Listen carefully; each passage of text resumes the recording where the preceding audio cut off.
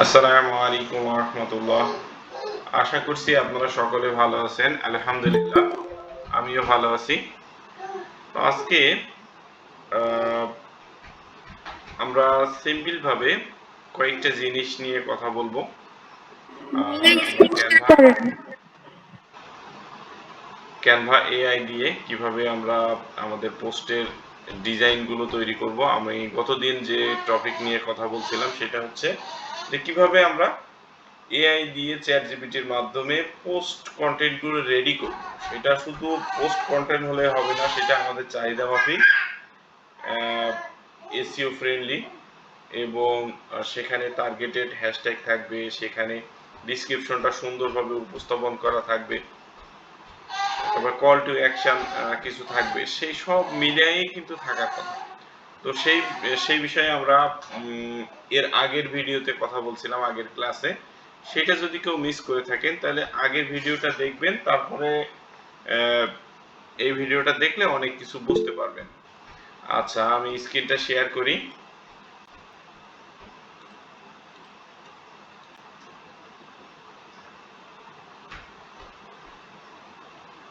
আচ্ছা, আশা করি এখন আপনারা স্ক্রিন দেখতে পাচ্ছেন। মনে করেন আমি এই যে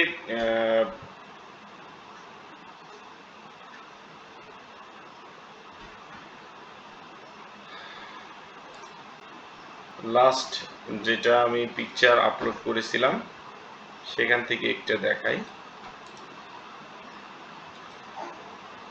এটা হয় Pinterest traffic is better then Instagram traffic. এইটা আমরা পোস্টের কন্টেন্টটা বা টাইটেলটা আমরা কপি করলাম, তারপরে আমরা আমাদের যে ক্যানভা আছে ক্যানভাতে আসলাম। ক্যানভাতে আসার পরে এই যে সার্চ যে অপশন, এখানে হচ্ছে ইয়োর ডিজাইন, তারপরে হচ্ছে টেমপ্লেট, তারপরে হচ্ছে ক্যানভা এআই। তো ক্যানভা এআই তে আমরা আসলাম, এখান থেকে ক্রিয়েট অ্যান ইমেজ আমরা করতে পারবো। তবে একটা বিষয় হচ্ছে এখানে আমরা ভিডিও কিন্তু জেনারেট করতে পারবো না, তবে এখানেও কিন্তু আমাদের টোকেন লাগবে। আচ্ছা, আমি জাস্ট সেটা দিয়ে দিলাম। এটা দেওয়ার পরে আমরা কি জেনারেট করব, এখানে লেখা আছে ক্রিয়েট অ্যান ইমেজ। তো ইমেজের এখানে ক্লিক করলাম। ইমেজের এখানে ক্লিক করার পরে দেখেন আমি এটা এর আগেই বানিয়েছিলাম, যেটা আমি অলরেডি পোস্ট করেছি।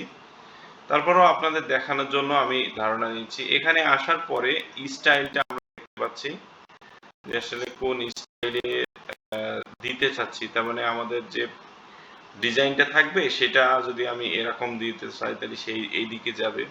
তো এটা আপনারা নিজেরা দেখে নেবেন। স্টাইলটা মেন হচ্ছে আমাদের সাইজ। এটা যদি আপনি পিন্টারেস্টের জন্য করেন তাহলে পিন্টারেস্টের জন্য যে সাইজটা আছে সেই সাইজটা দিবেন।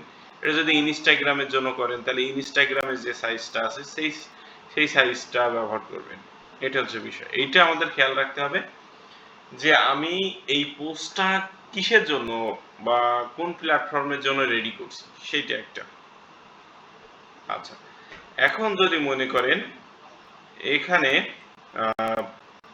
আমরা আপনাদের নাম ব্যবহার করবেন, সেক্ষেত্রে আমি আমার নামটা দিয়ে দিলাম।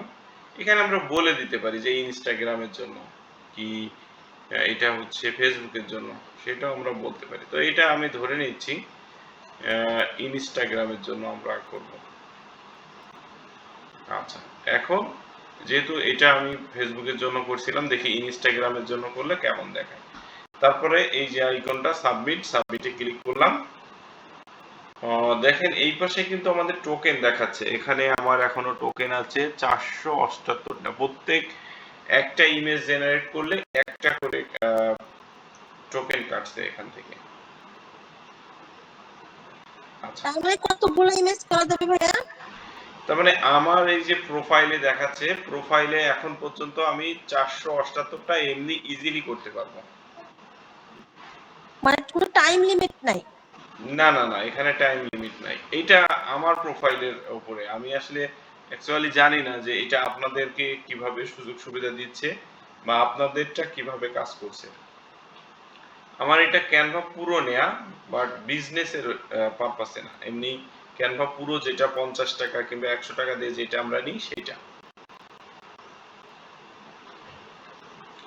আচ্ছা, এখানে এবার আমরা যখন কমেন্ট করব বা ফন্ট গুলো দিব, তখন দেখেন আমাদের কাছে 4টা রেডি করে দিচ্ছে। এখন এখান থেকে দেখার বিষয় হচ্ছে, যেটা মাসুরা আপু বলল, যে অনেক সময় দেখা যাচ্ছে যে ডাবল সেম ওয়ার্ড ডাবল দুইবার ব্যবহার হয়ে যাচ্ছে। তো এখানে কিন্তু বোঝাই যাচ্ছে যে পিন্টারেস্ট ভার্সেস ইনস্টাগ্রামের একটা ট্রাফিক। তো এটার মাধ্যমে ইনফোগ্রাফিক বলে এটা, তো এটার মাধ্যমে কিন্তু ভালোভাবে ফুটায় উঠছে এবং ডিজাইনটাও অনেক ভালো হয়েছে। এখন এটা কিন্তু ইজিলি আমরা ব্যবহার করতে পারবো, এবং অন্য জায়গা থেকে যেরকম ইমেজ আমরা শুধু ক্রিয়েট করছি সেটা হচ্ছে ইমেজ, আর এখান থেকে নিলে সেই ইমেজটা কিন্তু ইনফোগ্রাফিক আকারে ডিজাইন হিসেবে আসছে। এই জন্য এটা ট্রাস্ট হবে, ট্রাস্টের জায়গায়। আচ্ছা, তো এখান থেকে যেটা পছন্দ হবে সেটা আপনারা জাস্ট এই যে ডাউনলোড অপশনে নিয়ে নিলেই হয়ে যাবে। এখন যদি আমাদের এডিটের প্রয়োজন পড়ে, তাহলে হচ্ছে আমরা কিভাবে এডিট করব, আপু যেটা বলছিল তাহমিনা আপু, ওপেন অ্যান্ড এডিটর, এখানে আসবো। আসার পরে আমাদের একটু সময় নেবে।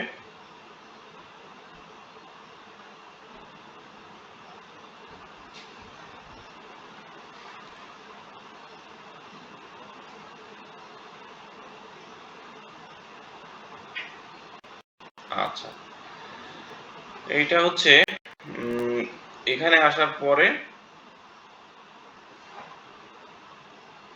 আমরা এখান থেকে এই যে বিভিন্ন কালার বা কাস্টমাইজ, এখানে যদি আসি, এখানে ফ্রেম ফ্রি ফ্রম আসছে। আচ্ছা, এখানে টেক্সটটা কিভাবে এডিটিং করতে হয় আপনারা কি জানেন?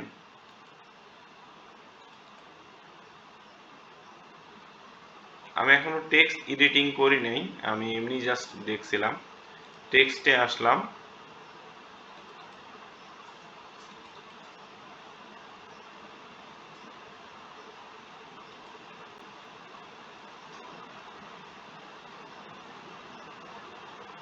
আচ্ছা এইটা এখান থেকে বিভিন্ন ফিল্টারে আসছে,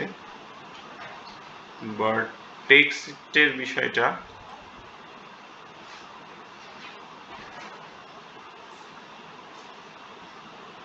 লক করা আছে।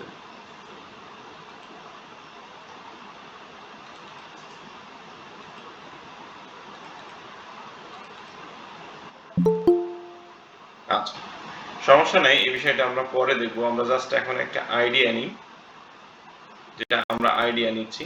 তো এইভাবে আপনার যেটা মনে হচ্ছে যে আপনার জায়গা থেকে যেটা ভালো হবে সেটা আপনারা নিতে পারেন, তবে চেষ্টা করবেন যেটা একদম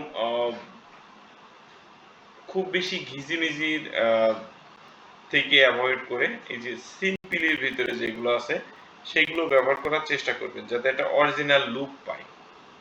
এটা হচ্ছে বিষয়। এখন এইভাবে করে আমি এখন পর্যন্ত যেগুলো রেডি করছি দেখেন, এগুলো আমার কাছে কিন্তু কিছুটা ডিফারেন্ট দিচ্ছে। দেখেন, যখন আমি ইনস্টাগ্রামের জন্য নিলাম তখন কিন্তু ইনস্টাগ্রামের মতো করেই আমাকে পোস্টগুলো দিয়েছে।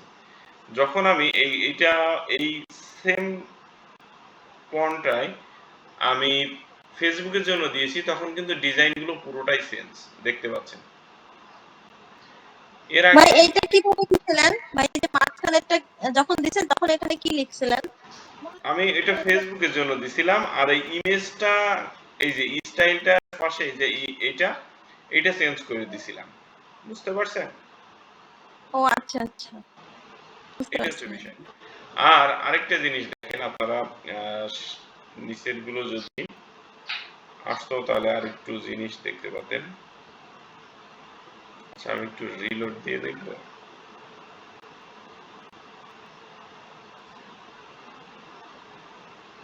এ দেখেন আগের দিন ওই যেটা মাসুরা আপু বলছিল ডাবল এসছে এটা, ঠিক আছে, বাদ বাকিগুলো কিন্তু ঠিকই আছে।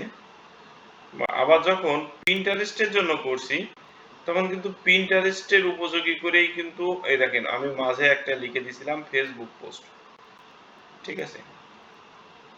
আমি তারপরে যদি টুইটারের জন্য দিই তাহলে কিন্তু টুইটারের যে লোগোটা আছে সেই লোগোটাও দিয়ে দিচ্ছে সাথে, এই যে টুইটার পোস্ট। আমি যদি টুইটারে যাই একটু দেখাই, ও যেহেতু ওখানে রিলোড নিচ্ছে, দেখেন আমি টুইটারে এই পোস্টগুলো করছিলাম, এই যে টুইটারের যে একটা লোগো চিহ্নটা পর্যন্ত এই দেখেন,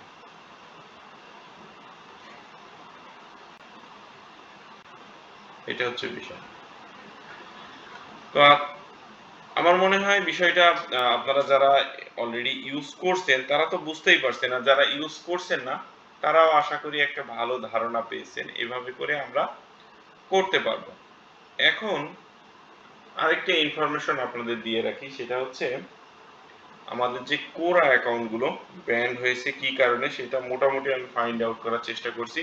সেখানে আমরা অনেক বেশি লিঙ্ক ব্যবহার করছি এবং ফাইবার অ্যাফিলিয়েটের যে লিঙ্ক এখন কোরা ডিরেক্ট সেই লিঙ্কগুলো নিচ্ছে না, আর হচ্ছে ব্যবহার করতে দিচ্ছে না। তাহলে কি করতে হবে, সেটা আমাদের অন্য কোনো মাধ্যম দিয়ে ব্যবহার করতে হবে, যেমন অন্য ব্লগ পোস্ট হতে পারে, অন্য ল্যান্ডিং পেজ হতে পারে, অন্যান্য সাইট যেরকম মিডিয়ামের মাধ্যমে লিঙ্ক ব্যবহার করে সেইটা আমি আবার এখানে লিঙ্ক করতে পারি, এভাবে করে করতে হবে।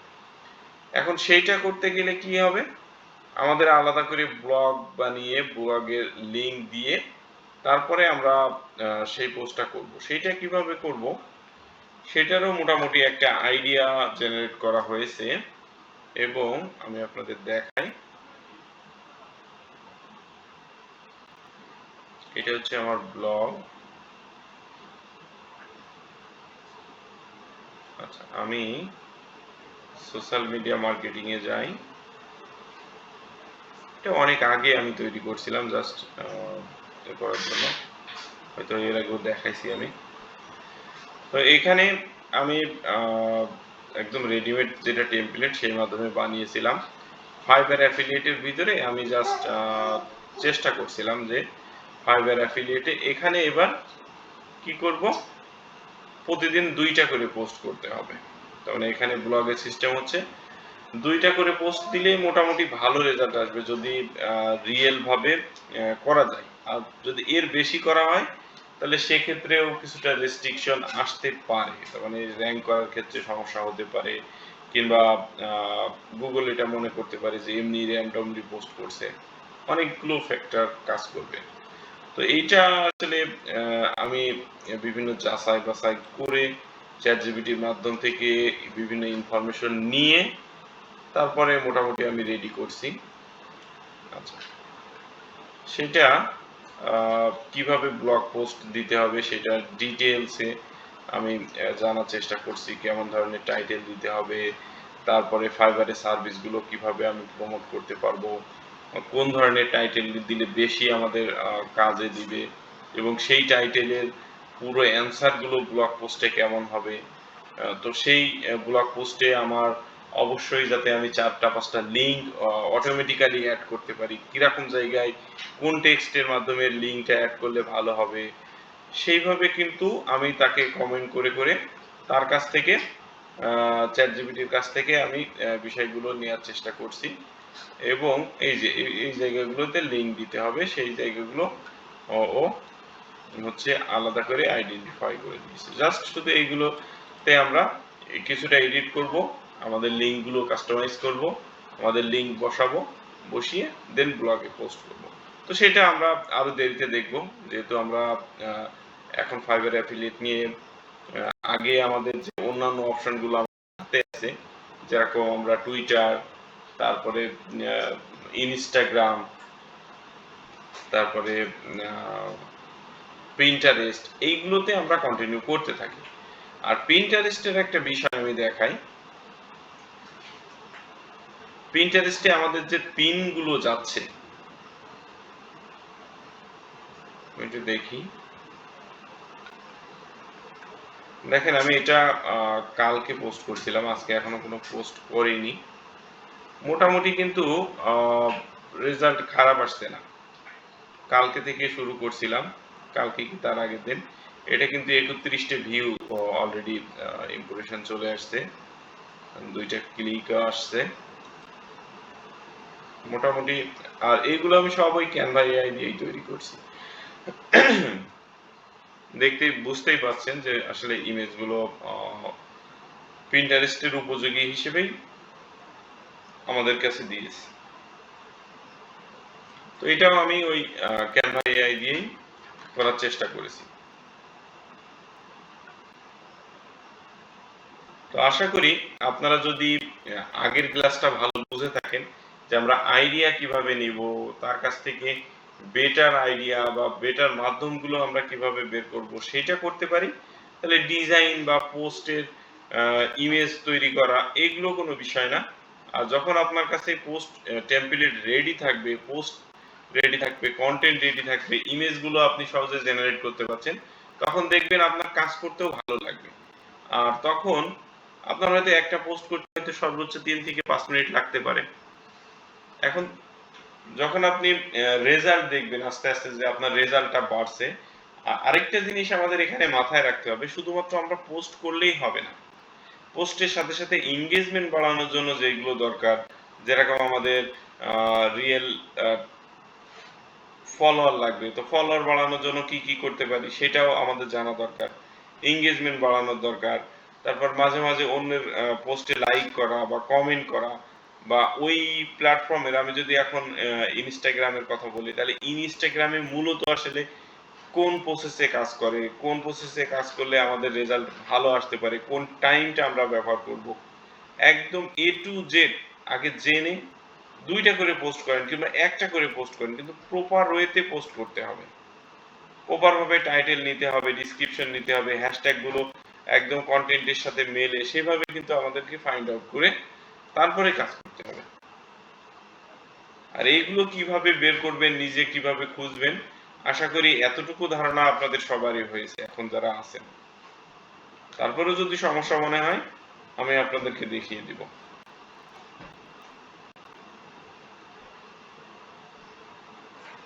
তো ঠিক আছে, আজকে আমরা এতটুকুই দেখি, তারপরে আপনাদের প্রশ্ন উত্তর পর্বে এবং আপনাদের কাজের আপডেটের দিকে আমরা চলে যাব। আসসালামু আলাইকুম ওয়া রাহমাতুল্লাহ।